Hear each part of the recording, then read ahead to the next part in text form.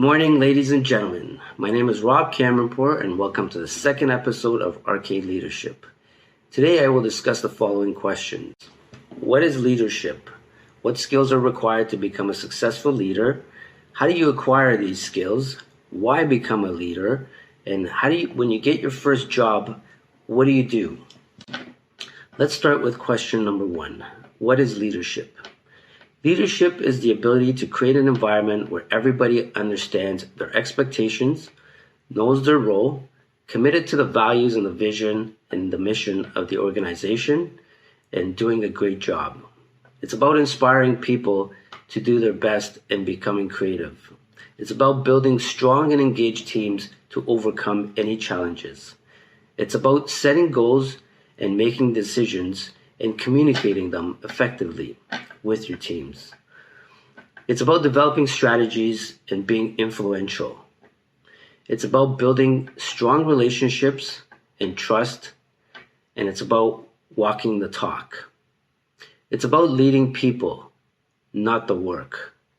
As a lot of people like to, they're still, as a first job as a leader, they're still stuck in that mentality that they're an individual contributor versus now you're looking after a team. Now, question number 2 is, what are the skills required to become a successful leader? Communication, especially listening. It's very important, and I'll talk about this in further detail in my third episode. Empathy, problem solving, confidence, patience, planning and execution, time management, and creativity, taking risks. Again, a lot of these I will get into in further detail in my future episodes, but here are just some of the highlights of the skills you require. You will hear me talking about these skills again in detail throughout my episodes, so stay tuned for some of the future episodes that will talk about these specific skills. Now, how do you acquire these skills? Reading books, has been one of my go-tos from the beginning in terms of understanding what leadership is and some of the styles and that people utilize. And it's about, again, working on yourself as a leader to become better every day, learn every day. And I'll talk about some of the books that have helped me throughout my leadership career. So again, Drive by Daniel Pink. This was a great book. So these are some of the books I recommend. Awaken the Giant Within by Tony Robbins. This is a great book in case you want to work on yourself, and it teaches you a lot of things. 7 Habits of Highly Effective People. Again, I strongly recommend that people read this if you want to become a leader. And any book on employee engagement. I found this book to be really good. There's a lot of good points in here, and I highly recommend this book as well. I'll put these books again on my social media sites later, so you can have a list of a more detailed list of the books. Again, watching videos. Other leaders and successful people have, produced a lot of good videos out there that I've watched throughout my years, and again, that's something that's helped me throughout my career and as of recent as well. So I highly recommend you doing that as well. Volunteering in the community. So I think this is a really important point. Volunteering in the community is again leading without having that title of a leadership. I'll talk about an example from my own case. I was part of the IEEE, the International Electrical and Electronic Engineers, when I finished my university degree in electrical engineering. So I volunteered for that as one of my friends was volunteering for that group, and they asked me to join as well. I stayed on for about 9 years, working with various engineers in my field, and it was a small community at first. We started off with the events we would throw had about 5 to 7 people show up. But over the years, as I moved into the vice chair and then ultimately the chair position, I was able to put a great team together. Again, it all starts with having a great team, and we were able to scale that to about 700 people attending events and that was the last, from the time that I was there. So again, it's about the causes that you're passionate about, and being involved in those will teach you a lot of leadership. And again, I've mentioned this before, that you don't require a title to lead. And I also found that my project management career helped me with my communication skills, leading projects and people indirectly. So again, it gets you out of that comfort zone where you're stuck in sometimes a stressful situation where you need to communicate effectively. You need to communicate in a timely fashion with various people within the organization, in both internal and external at times, and you need to complete a project within a given time. And communication skills are vital as a PM. So that's where I've learned a lot of my communication skills, is through my PM experience. I think believing in yourself and building confidence. Again, this is very important. Remember that you need to work on yourself first before you can lead a team. Your mindset, your physical health, developing positive habits, and having those clear task plans and creating a schedule will teach you time management. Having priorities and having a clear plan to execute them with set timelines. Again, these are all part of leadership, so it's very important. In my case, again, being a PM taught me planning, execution, time management, etc., which I will talk about further and again in further detail during my future episodes. Becoming a coach or mentor. Again, this will help you greatly throughout your career, no matter what stage you're at. It will help you with listening skills. When you become a coach or a mentor, it's not about you talking all the time. It's about listening and being kind of a soundboard. Because most of the time, a lot of people will have solutions to their own problems, but they just need to talk it out. And you're there to listen and also put them in the right direction. And it's also important that you, whether you're in a leadership role or not, or you're aspiring to become a leader, you get yourself a mentor, and you find somebody good that you want to look up to, and you aspire to be, or you just get a coach, and there's a lot of good people out there that can help you with this skill. But I think that having a mentor will help you greatly in your career as a leader. So, who are the best leaders that you've had in your life or your career? What did you learn from them? Do the same thing. So I'm pretty sure all of us have had good leaders, somewhat good leaders, and not so good leaders. So again, you want to learn and take away all the good things from the good leaders that you've had in your careers, and you also want to learn, everything that the not so good leaders did in your career, and whether it was in school, university, or in a work environment, and you want to avoid doing those things. So again, when you become a leader, you want to look back and say, okay, if this person didn't do this well and I didn't like it, why would you want to do it upon your people? So again, you have to take away what's good and what's bad, and that's how you develop your own style of leadership as well.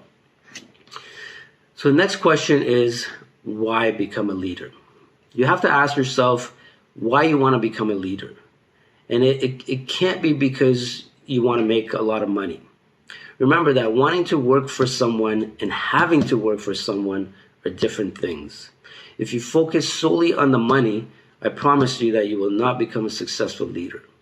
Sure, you can screw people along the way and step on people, but karma will eventually come back, and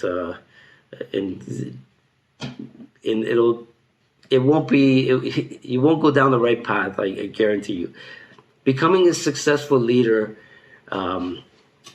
focus on that, and the money will follow. Leadership is about helping people grow and developing new leaders, helping the company with their vision and achieving success. And you as a leader, building capable teams to achieve this vision. You don't need to just be a leader at your work. You can be a leader in your community, your school, your house, your sports team. And I strongly believe that you're not born with, as a leader, but you can develop these skills to becoming a leader with practice, determination, and discipline. Again, there's some traits of a leader that you might say you're born with.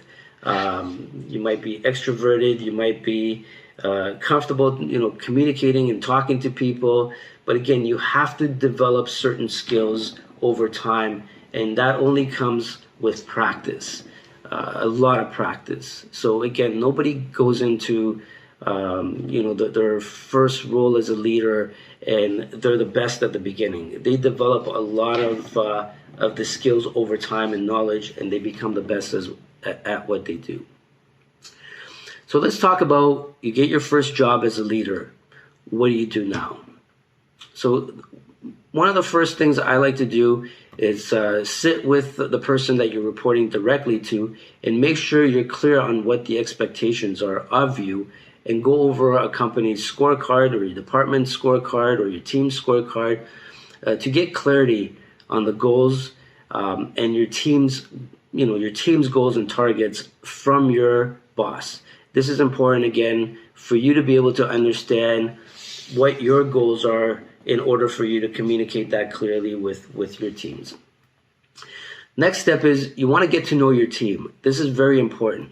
Have one-on-one sessions, even for 15 or 30 minutes, and you should have questions prepared. And remember to keep this conversation informal. I will post some of these questions that I've had within my teams on my social media sites, so you can see some of the examples and you can use them if you like. Remember that these conversations are not an interview or performance appraisals. It's just to get to know your team better, find out what the gaps are, find out what the issues are, etc. Again, I will share and post these questions on my social media sites for you to have and utilize as a tool. Get to know your boss and all your colleagues, especially if you work in a larger organization. Remember, you need to manage up, you need to manage down, and you need to manage across the organization. And even if you're busy, as you start, you'll have a lot of work piled up on your plate, but you have to learn how to make time to communicate with your peers, with your team, and with your superiors as well. So it's very important to do that. And that comes with, again, time management. If you've got good time management skills, that should not be an issue for you. Next thing is, one of the rules that I have in my life and following out, through my career, and that rule is I never like to kiss anyone's ass. And I've heard this from many employees that see other managers do it. And trust me, it will lose a lot of respect from people as you do this. Keep in mind that people are always watching you, and and they see what you do. So if you see them doing that to your superiors just for the bonus points, and you're not being nice to your team, you tend to lose respect really fast from your team. So very important point in my opinion. You can also develop a SWOT analysis. So again, I will post a sample of the SWOT analysis on my social media sites for you guys to see. So again, SWOT is the strengths, weaknesses, opportunities, and threats. That's what it stands for. And you can utilize a SWOT analysis to develop, to find out, what the weaknesses and strengths of your team is, of your department, and also your competition in some cases. If you have competition, you want to know what your team thinks about your competition in terms of what their strengths and weaknesses and opportunities and threats are. So it's very important, and I find this tool to be very useful. And make sure, again, when you develop your strategies, that you do get buy-in from your boss. So developing strategies is something else, that you need to do at some point. Again, it's when you sit back, you gather all the information. Now you know where the gaps within your team and your departments are, or within your company, depending again on the size of the group or the team that you're leading. And you need to develop this strategy. And again, one of the things I always tell people is a strategy is a nice essay at best, but without execution, it's meaningless. So make sure that you develop a strategy and you plan to execute it accordingly. And determine what your priorities are and plan around them and tackle them with your team. Again, this is where you need to start delegating work to your team in terms of those plans. And remember now, you're the captain of the ship and you're required to steer this ship in the right direction. So it's very important for you to know that as well. Another point is that's very important, and I've started using it even more on my recent team, is always look for ways that you can make improvements. Be sure to listen to your team if they've got ideas for making improvements. Ask your team what they think needs to be improved in order to increase productivity, efficiency, safety, etc. And again, I like to put this question. Originally, I put it in my first set of questions when I meet people. I ask them, what is it that you think that can be improved within this team, within this department? And everybody's got some input, which is great. And again, remember that innovation and creativity comes from your team, and the improvements, they've got a lot of potential, and they've got a lot of skills to help you with this. So it's not just you that's having to develop this. All you need to do is have good listening skills, and your team will have a lot of the answers for you, and they'll make your job a lot easier. Again, it's about practicing those listening skills, which plays a key role here. Also, challenge them to take initiative, or task them with an action item that turns into a project if warranted. This will make them feel valuable and inclusive within the team. So again, if you see opportunities for improvement, make it a task, make it a project. Either assign it to an individual or a team, and challenge them with putting that together and executing it. Another thing you want to do is make sure that you schedule a reoccurring team meeting with a standing agenda to discuss company updates, team updates, project updates, sharing knowledge, lessons learned, and if time permits, add something fun into it at the end of it. It helps lighten the mood of your team at times. So one of the complaints I heard throughout my one-on-ones was the lack of the lack of communication even within the team. So if you're running multiple teams within your department, sometimes what happens is there's silos that get created, and this team doesn't talk to this team doesn't talk to this team, and nobody knows what's going on. Meanwhile, you've got all this skill and experience within your teams, and people are not communicating effectively with each other.